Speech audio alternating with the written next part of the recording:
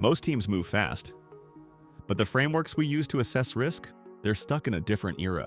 You might be shipping a product every day, maybe even multiple times a day. Your infrastructure is dynamic. APIs spin up and down, workloads shift, and deployments happen with a single merge. And yet, your security framework assumes static infrastructure, quarterly reviews, and well-defined perimeters. That mismatch? It adds friction, and worse, it blinds you to actual risk. It's not that the frameworks are bad. NIST, ISO 27001, CIS, they all have value.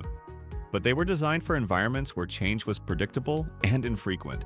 If your team runs in the cloud, automates everything, and pushes to production with high frequency, then risk doesn't follow the old patterns. In a fast-moving system, latency isn't just in the product. It's in the model you use to think about it. And when your model lags behind how your system behaves, that's when you miss things. Here's a simple example. In a traditional setup, you might focus on network segmentation and endpoint hardening. But in a modern architecture, you've got microservices that talk to each other through APIs, CI/CD pipelines with sensitive credentials, identity and access managed across multiple cloud providers. That's not a fringe case anymore, that's normal. And it's why generic checklists often miss the real problems. They're scoped for infrastructure that barely exists anymore. Tailoring isn't extra work, it's better thinking. The goal isn't to reject structure, it's to apply it with precision.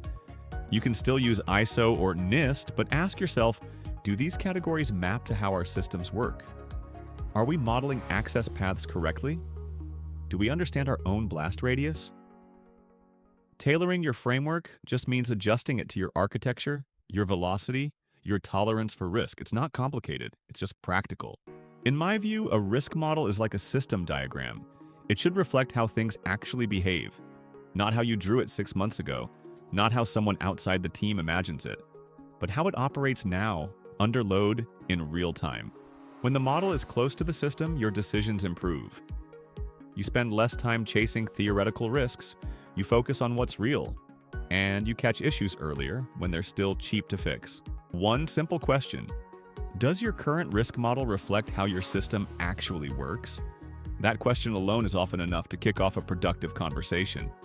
Because if the answer is no, it's probably time to stop borrowing someone else's framework and start building one that fits. That's how we approach things at Remote More. We help teams tailor their security approach to the way they already build. Because a good model should make it easier to move fast, not harder. And if your current one's slowing you down, maybe it's time to update it.